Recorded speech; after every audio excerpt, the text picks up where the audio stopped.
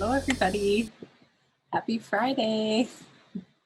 Hopefully, wherever you're joining us from, you're getting a little sunlight. In Brookings, it's definitely got chillier out, but right now, looking out my window, at least looks sunny, so it can convince my mind that it's nice out there, nicer than it is. And it's not as windy today, so that's a plus. Well, welcome to our third session of November, and this is actually our final session for the month, just with our Thanksgiving holiday next Friday. So if you've been with us all month, welcome back. If this is your first Friday, that's okay too. Welcome for the first time. You've heard from me in the past 2 weeks, but I am Nikki Prosh, Health and Physical Activity Field Specialist with SDSU Extension. We're excited to have you for this final week. If you weren't with us last week, Megan Erickson, my colleague, shared some ideas around supper time, specifically using your crock pot. If you did miss any of the past sessions, you will receive a recording link through your email, which will just be a link that will bring you to YouTube to watch these sessions. So for today, Amber Letcher is going to talk about giving thanks for you using mindful self-compassion. So before I turn it over to Amber, I'm going to have just a quick activity for you all. We'd like you to put your name in the chat box and then maybe share any emotions that you've already experienced this morning before 9:30 Central or maybe 8:30 Mountain Time. So anything you maybe already experienced for the morning. I could probably put about 10 in there, and maybe I will once I turn it over to Amber. So Amber Letcher is joining us today. She is the 4-H Youth Development Specialist with SDSU Extension, and she is based on the Brookings campus.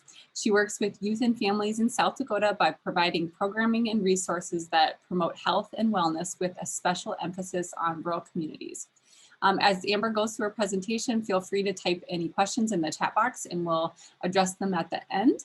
So let's get started. Amber, I'm going to turn the session to you as people kind of enter in the chat box. Thank you, everyone, and welcome. I'm seeing a range of emotions already come through the chat box, which is excellent. I know I've probably been at both ends of both the positive and negative spectrum this morning, so good to see that I am in good company.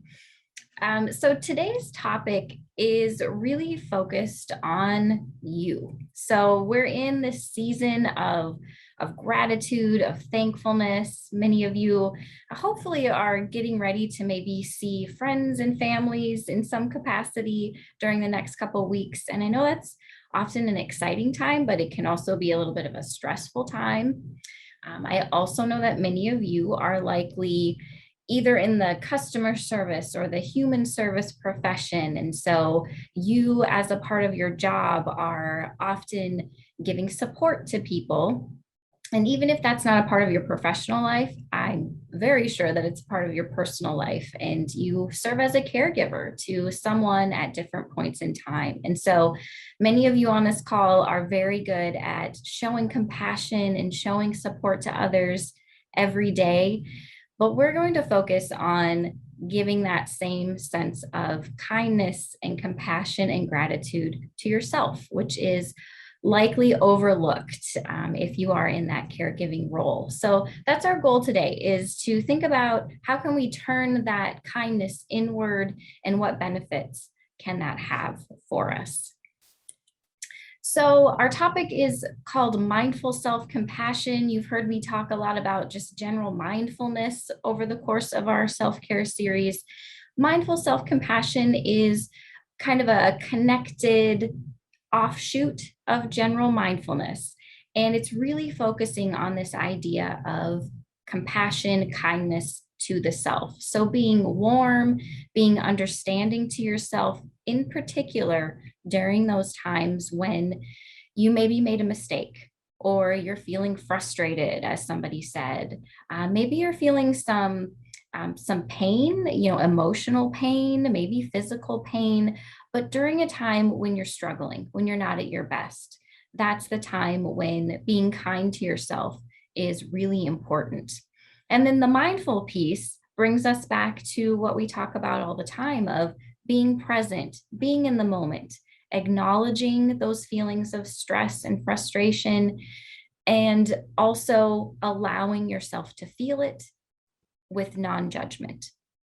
So mindful self-compassion, just in general, is recognizing those negative feelings, being mindful of how they're making you feel either mentally or physically, and then giving yourself the permission, the kindness to experience those feelings and then move on from them.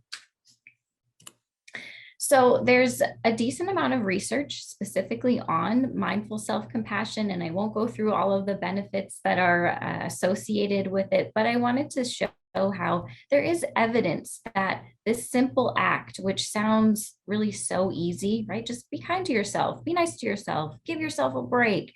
Sounds very easy, but it is actually showing some outcomes on the other side. In particular, a lot of health outcomes. So people who are consistently showing themselves self-compassion, they're more likely to end maybe unhealthy habits like smoking, or even they're more likely to get physical activity, physical exercise. And really importantly, the one at the end there where they're more likely to seek medical attention when needed, that one is so important to caregivers in particular, because if you are constantly showing that caring, taking care of another person, it's so much more likely for you to disregard any, slight pain or discomfort that you are feeling because you're so busy helping others. And so caregivers who aren't getting the treatment for themselves, that can be a common issue. And so by practicing mindful self-compassion, we're much more likely to acknowledge those feelings and seek help when we need it. So just to understand mindful self-compassion in a little bit more detail, we're going to go through the main 3 components that make up this entire concept. And that is self-kindness versus being judgmental of the self, common humanity, so understanding your connection to others versus being more isolated, putting yourself on an island, and then that mindfulness piece. So being present, acknowledging the existence of an issue, but not dwelling on it, or at the other end, not suppressing it and ignoring it.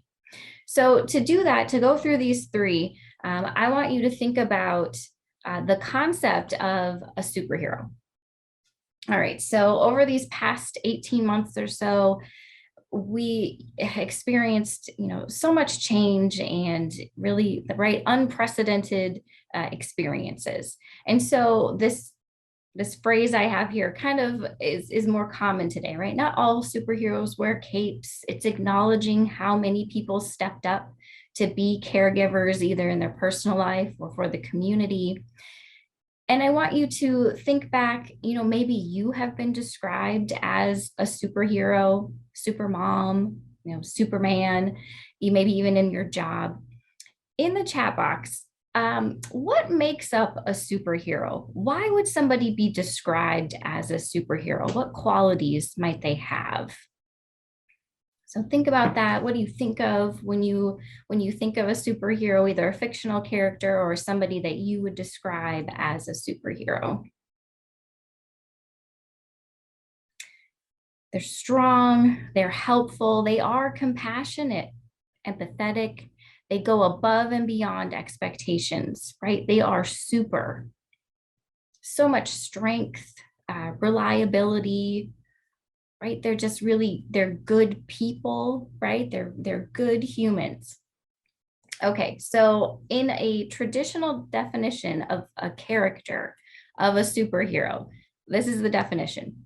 They're a character, they possess abilities beyond those of ordinary people, right? They're strong, above and beyond, and they use those powers to help the world, to make it a better place. And, even if we're not on the superhero realm, that's what we do as caregivers. That also describes a caregiver, going above and beyond, having those incredible abilities. That's a superhero. And if you've ever been described as a superhero, it's a compliment, right? If I describe someone that way, I'm saying, wow, you're really amazing. And that's a really nice thing. The danger here, and this is where self-compassion can help us though, is if we're constantly described as superhuman, that kind of makes us feel like we're trying to achieve perfection. And if we don't, we're not meeting those expectations, And that's where we can get into a cycle of frustration or, spiraling about all the mistakes that you've made. We can start to judge ourselves. And so the self-kindness piece of self-compassion is allowing yourself to understand that mistakes happen. That's okay. And we're never going to achieve every goal that we set for ourselves. And again, acknowledging that and understanding that no one is superhuman, no one is perfect, that can really free you from some of those feelings of guilt and shame if you're not meeting expectations. So superheroes, going back here, right there, they're going above and beyond. But what else do we know about superheroes? They all have a weakness, right? Every superhero, no matter how amazing they are, they have a weakness. And I took this next quote from another website about, the fiction of superheroes. And I really liked it because it said, everyone has a weakness. Without those weaknesses, the story would not be nearly as interesting as it is. And so I want you to think about that. Do you ever think about your weaknesses as, something really great about you, a mistake that you've made that made you more interesting, made your human experience more valid? Your weaknesses are not negative, right? They make you more interesting. They make you more human. And so the other part of self-compassion is that common humanity. We all make mistakes. And when we recognize that, it gives us a feeling of connection. I'm not the only one that's ever experienced this. And maybe I can talk to somebody else with that common experience, and it helps build and strengthen our relationships. Last one. All right. So superheroes have weaknesses, they have super strength, but they can't ignore those weaknesses, right? They are a part of them as a human. We can't suppress them, ignore them, but the story can't just be about that weakness. It would, you would lose interest, or you would start to get overwhelmed or frustrated just constantly hearing about these weaknesses. And so the last part of mindful self-compassion is that mindfulness piece.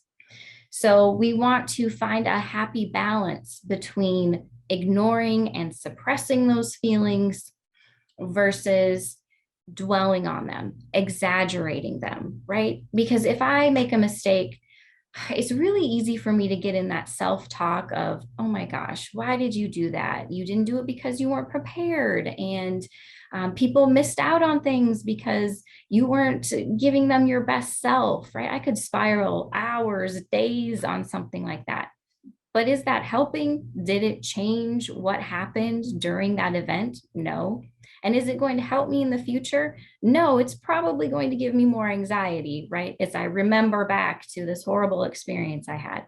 So we want to acknowledge that it happened, and then let those feelings of frustration, those negative emotions, let them go. And that's what mindfulness can help us with.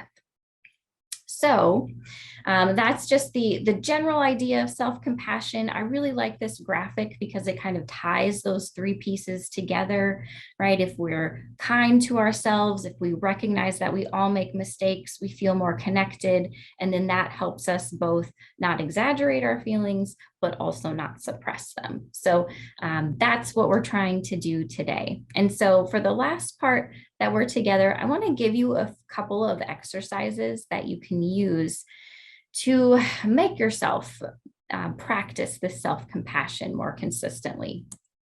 So the first one, very simple, and it has to do with just physical touch.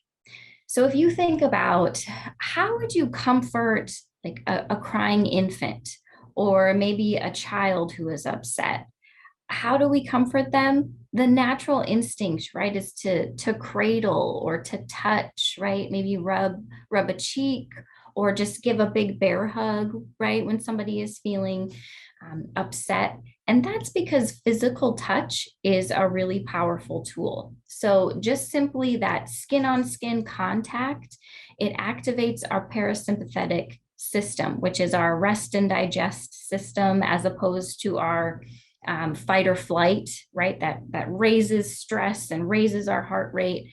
The rest and digest allows us to be calmed, be soothed, lower that heart rate, lower those stress hormones, and just simple touch can do that.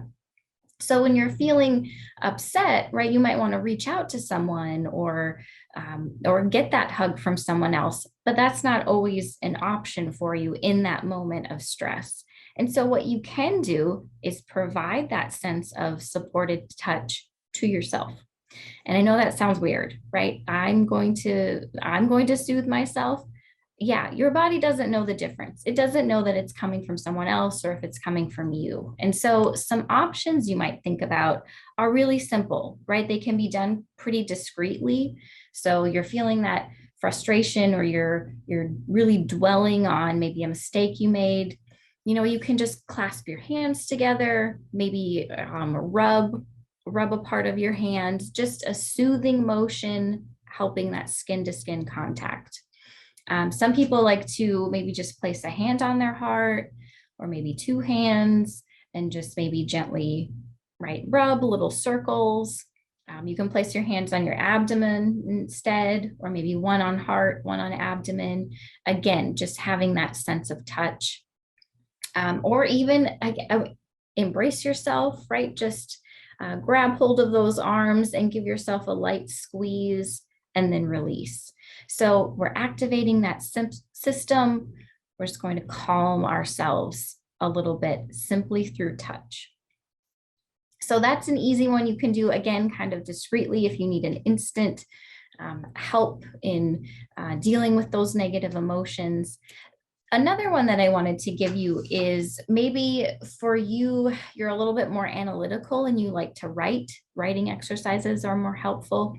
And so we'll just do maybe the first part of this one and then you can finish it out after we're done today. But I want you to, if you have a piece of paper next to you, just a scrap piece of paper that you can use, I'm going to give you just a minute or so to answer two questions. And we'll do one at a time. So the first one is thinking about a friend or a family member who has gone through a tough time or was maybe having some frustration, negative emotions. And I want you to write down how you would typically respond to that person. What would you say? What would you do when someone else is struggling? And so I'll just give you a little bit of time to think about that and write down how you're feeling.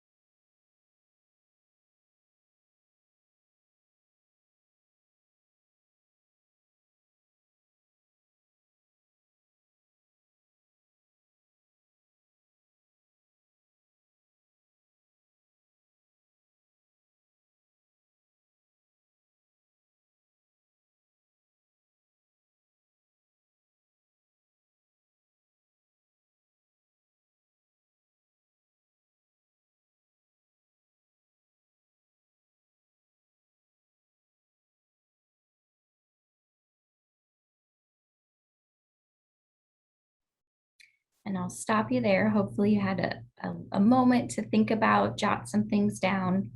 The second question then is I want you to think about yourself.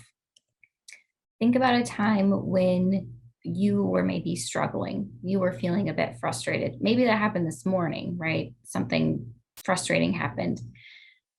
And I want you to do the same thing. Think about that time and then write down how you typically respond to yourself.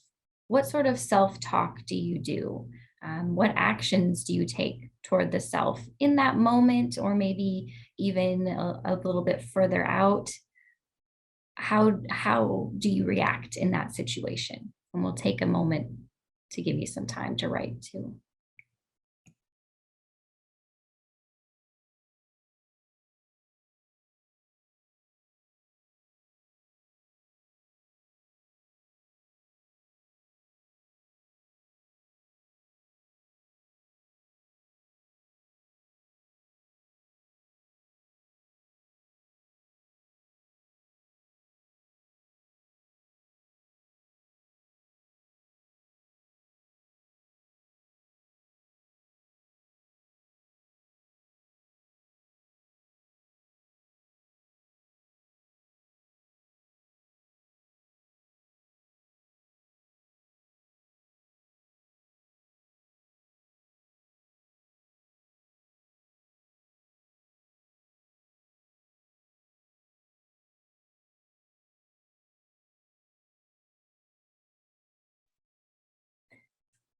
Okay, and then hopefully you have a few things written down. We won't do this together, but I encourage you then to review those two descriptions. And I want you to look for any differences between the two. Are you acting differently towards others than you do yourself? And if that is the case, then reflect on why. Why would there be a difference? Maybe the issue your friend was having was the same issue that frustrated you.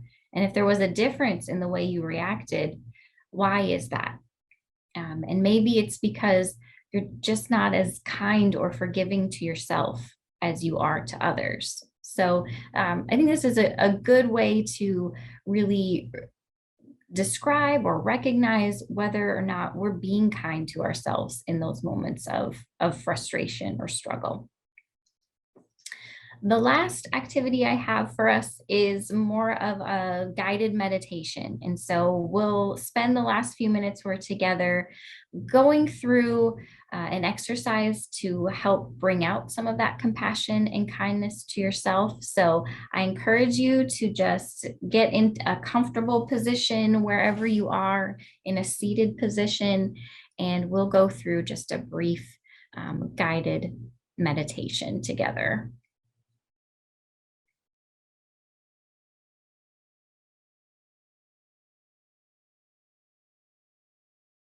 Okay, so taking a comfortable posture in your seat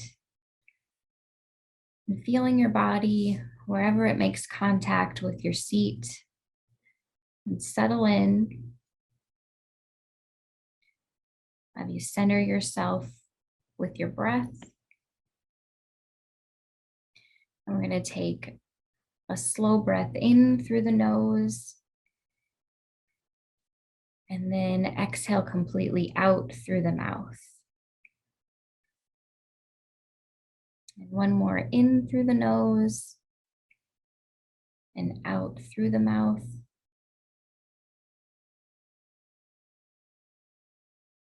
And when you're ready, gently bring your attention to one hand. Notice any sensations wherever it's resting. And slowly bring that hand to your chest and placing it right over your heart. And feel your chest rise with your breath in through the nose. And then feel that chest fall slowly as you exhale out through the mouth.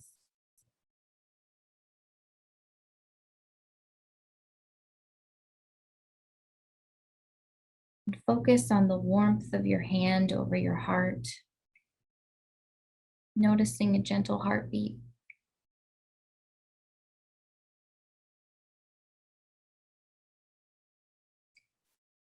And next, we'll move our attention to the other hand.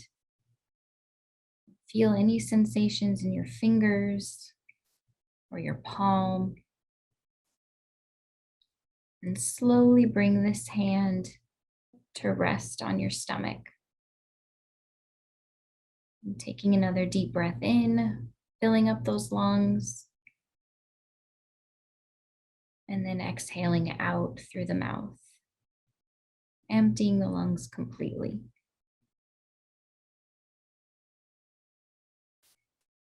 And next, we're going to bring our attention to the supportive touch of your hands on your chest and your stomach. And you slowly start to feel any stress or frustration, any pain. Feel that slowly melt away. And continue with your breaths. And when you're ready, bring our focus to any feelings of tightness or tension in your body. And as you feel those feelings of discomfort, focus your attention on that area. Bring a little bit of tension and then relax. A deep breath in through the nose and out through the mouth.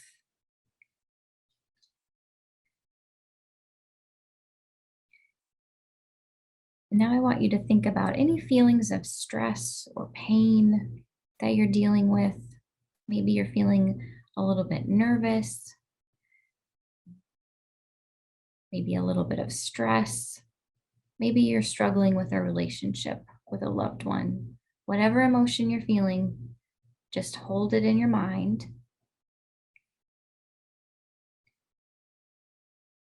And as you're thinking about this emotion, gently ask yourself, what do I need to hear? Or what phrase would bring me comfort? Continue your breathing and wait for an answer to come to your mind. What do I need? What phrase would bring me comfort?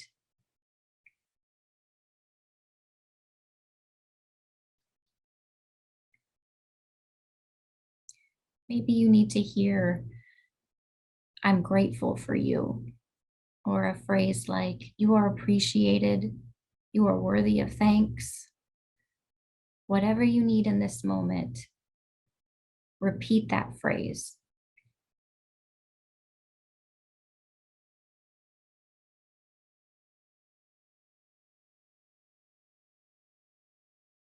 And now I want you to bring your awareness to you. Remember that phrase and begin sending wishes of support and kindness to yourself. And silently repeat the phrase you needed to hear. I am grateful for you. You are appreciated. You're worthy of thanks, or any other phrase you need to hear.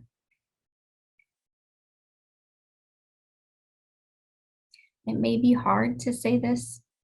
Maybe you don't feel appreciated or thankful in this moment, and that's okay. Whatever difficulty you're experiencing, offer yourself some gratitude and repeat that phrase again. I'm grateful for you. You are appreciated. You are worthy of thanks.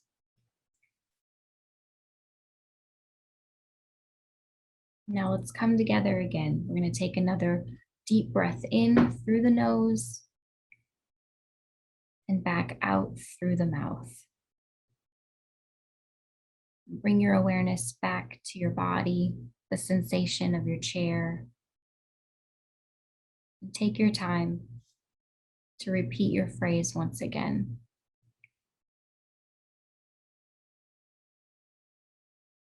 And whenever you're ready, you can open your eyes or shake out your body a little bit. And hopefully that gave you an opportunity to give yourself some kindness, some appreciation. And I really encourage you to continue those meditations to help direct that kindness towards yourself. So that's all I have for you today. Thank you so much for joining us, and I'll turn it back over to Nikki. That was awesome, Amber. Thank you so much. I feel like a perfect Friday morning activity, and especially right before Thanksgiving. We are like real close to 10. If you have a question that you want to get at or want to answer to, feel free to put it in the chat box. We can also put Amber's email in the chat box so you can follow up with her outside of this half-hour session. Before you jump off, this is our last session for 2021, but we have started planning what we're going to offer in 2022. And right now we're spending a little extra time planning our presentation and the delivery method for 2022, but be on the lookout for our sessions starting again after July 1 in 2022. Since you're a past registrant, you'll receive information about that once it's available. If you have a few minutes, I know we're at 10. We also love to hear ideas and feedback from our participants. So if there's something related to self-care that you'd really like to see we continue or we talk about and we haven't discussed over this last year, we welcome your feedback. So if you have ideas, put them in the chat box, or feel free to email Amber, or most of you should have my email too from just the reminder emails. You can send them along to us. We love new ideas, and we want to hear what you guys want included too. So feel free to do that. If not, we're at 10:01. If you need to jump off, you can. We appreciate the time you took on this Friday morning. Be on the lookout for the recordings of the past sessions. And I see there's a question about that. You should receive a follow-up email that has the links to all of these presentations that will bring you just to a YouTube link, which you can watch the presentation there. So awesome. Another question about using oils. I don't know, Amber, if you have anything. I don't specifically. I don't either. I'm not really into the oil world, but I do know that a lot of mindful practices will incorporate just like essential oils and kind of bringing that awareness of aroma to that practice. But that is something that we could look up for you and maybe give you some more resources if you're interested in maybe some exercises specifically with oils.